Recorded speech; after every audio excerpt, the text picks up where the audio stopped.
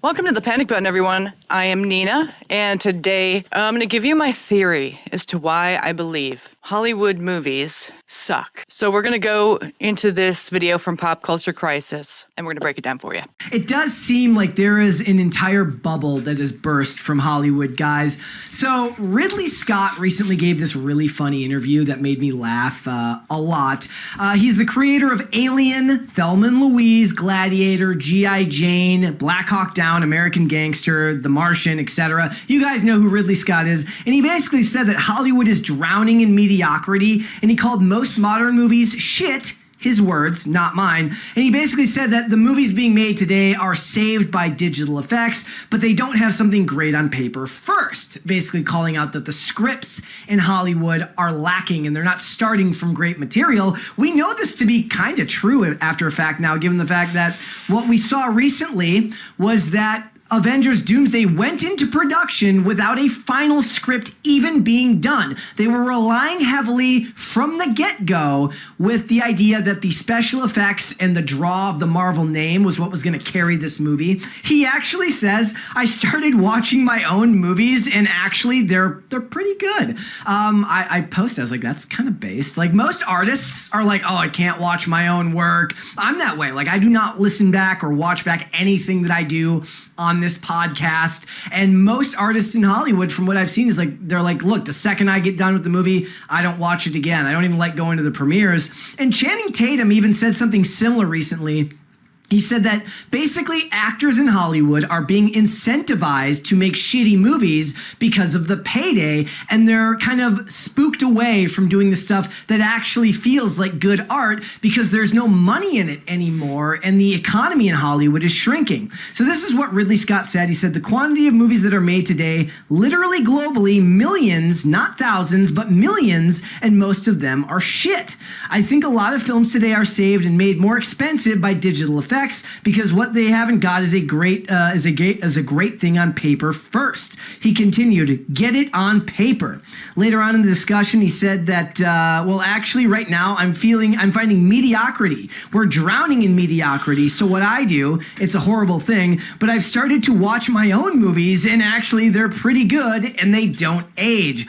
So this is what we've got Ridley Scott saying about the industry. And then we've also found out that unfortunately for the industry, basically what has happened is that there was a bubble that formed around 2022 when all of these streaming services were looking to bolster their numbers with incredibly large new libraries of content. It's one of the reasons Netflix is being canceled right now by so many people, because they started making all of this activist animation content that was being produced by people who had no experience in the industry. We talked on Friday about Dead End Paranormal Park, which was created by somebody who had an activist agenda, who had no credits to his name. And what we saw was that was basically a 2022 boom that turned into a bubble that burst like the dot-com bubble. There are only about 100,000 jobs in Los Angeles right now attached to the entertainment industry. There was 142,000 in 2022, and that is like a shrinking number of 30% in just 2 years. There's 30% fewer projects being made with budgets of $40 million or more. And look, Clownfish TV did an entire... Okay, I think that's good. So why I think most Hollywood movies in particular suck today is because there's not as many people, regular people, who work in Hollywood anymore. There's not many people who didn't come from wealth or famous parents or parents in the industry who are working in Hollywood today. And so I was wondering why in the 80s and the 90s and before, why so many great scripts and movies were written and made. And I was thinking, maybe it's nepotism. Maybe it's most of these people in Hollywood are coming from privilege. And when I started digging into it, I started to realize, yeah, I'm right. See, because when I did a little research into it, I found that in the 1980s, anyone working in Hollywood, doesn't matter if it's the boom mic operators or if it's the actors. In the 1980s, the people born from famous parents or parents within the industry that worked in the industry were 10 to 30%. From the 2020s to today, it's 30 to 50%. But then I wanted to know, well, how many of those, how many people came from wealth? Maybe not from people directly in the industry, but from wealth.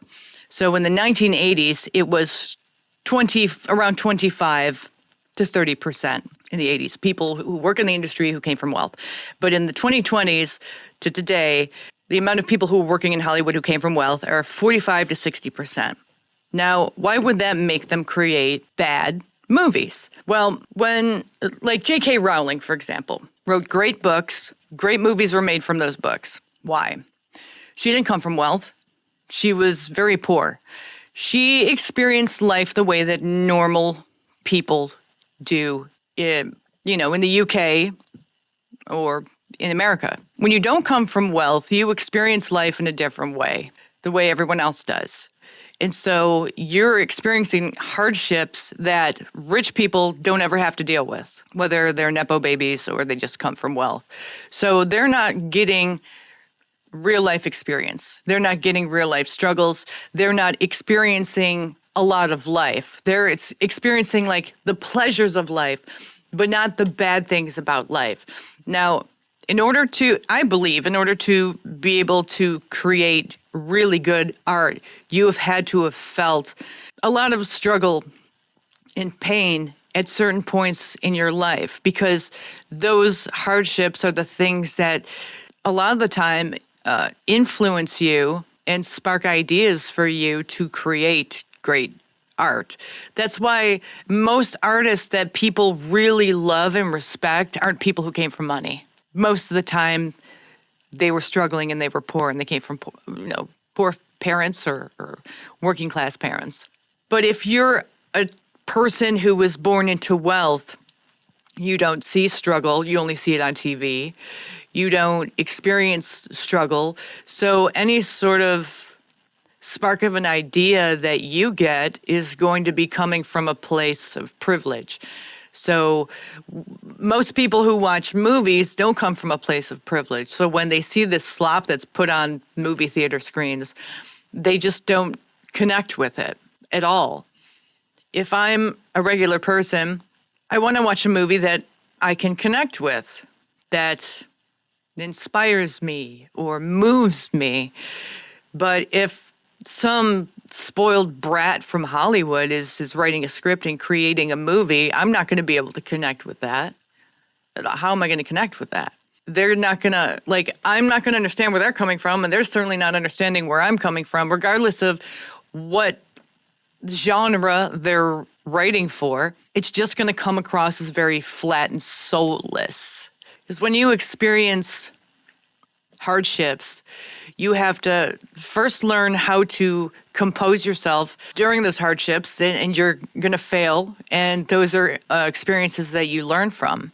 And during those hardships, you fail, and you fail, and you fail, and you fail, and eventually you succeed. And it teaches you resilience and stoicism and how to really claw your way out of those hardships, or claw your way to the top, claw your way out of bad situations and scenarios that you're in.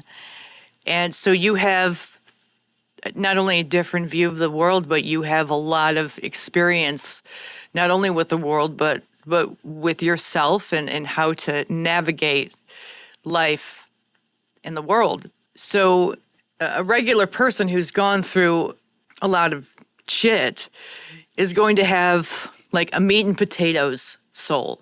But someone who comes from wealth isn't going to have to learn themselves very well. They're not going to have to learn how to do certain things. They're not going to understand how other people have learned how to do those things. They're not going to be able to understand how to navigate life, because they're always bailed out of bad situations that they get themselves into. So they don't and cannot comprehend how regular people's minds work, and how getting out of struggles works, and how you have to work hard and suffer in order to get somewhere, because they never had to work hard and suffer. They just got there. and only had to do the minimal amount of work in order to get to the same place someone who was born into poverty and was really struggling, how hard it was for them to get to that same place. So there's going to be two entirely different perspectives. Two entirely different ways of thinking, experiences. A lot of regular people suffer every day because they don't have everything just handed to them. So they have to work for everything that they do have. And if you have someone who's never had to experience any of that, they're not going to have any sort of, dare I say, creative bone in their body in order to create something that's going to move regular people who have had to work really hard and people who have suffered. So whatever these privileged people create, it's not going to be something that's going to connect to regular people. Now, if they were just creating stuff for privileged people, I'm sure that they would succeed to a degree. But even then, a lot of these people who come from privilege, they don't even want to watch the slop that they're creating because it's not interesting. See, watching someone get everything they want, that's not a very interesting movie. But watching someone struggle and have to deal with a lot of garbage in order to get to their final destination or to even just survive, that is a more interesting story. And if you never lived it, how could you write it? How could you know those little tiny insignificant things that might seem insignificant for the rich people, but is actually very significant to the poor people? You're not going to know all those idiosyncrasies, I think is the word, all those little things that really affect your life that would never even come across someone who's born into privilege's brain. They wouldn't even think about it. So I think when it comes down to it, the more people of privilege who are working in an industry that is creating art, movies, the less creativity you're actually going to get. And that's why you see about 80% or somewhere around 80% of films that are created today. It's why you see a lot of those films being remakes or part twos or reimaginings. They're a copy of something that's already been created because they don't have anything inspiring and influential to give to an audience. They don't have experience and real life ups and downs and all that and emotions in order to put into a script, in order to create a movie that is moving and impactful. So you get these bland, hollow, surface level slop movies that are just there to pass 2 hours of your time, but it's not moving. In the past 3 Oscars, probably even 5, I don't remember what movies were up for an Oscar. I don't remember because none of the movies were ever interesting. I can't think of a movie that I've seen in the past 5 years that's been wow, that is a really freaking good movie. My favorite movies are from the 80s and the 90s for the most part. A lot of them were comedies or dramas, not even action movies. I think the movies that do well today are horror films. And even those aren't as great as the ones that came before them. I mean, horror is pretty much the last hope for Hollywood. Everything else is hollow. You can tell that it wasn't made from someone who felt something, went through something, overcame something. They might have heard a story and then they're translating that onto the page and then putting that up on the screen, but that's not going to connect with anyone who went through something similar or knows someone who actually went through something similar, because these Hollywood people aren't coming from a place of authenticity. They're coming from a place of snobbery. And I don't believe at all that these people who create these movies actually respect their audience. I think they feel like the audience is stupid, and if they don't like their movies, that they're just, I don't know, racist Nazis. Because you'll see these people who have made these movies, when they get the backlash for the movie not being good, they'll blame the audience instead of blaming themselves. And so instead of blaming themselves and changing something, they just keep creating the same garbage in hopes that maybe one day their audience won't be so stupid.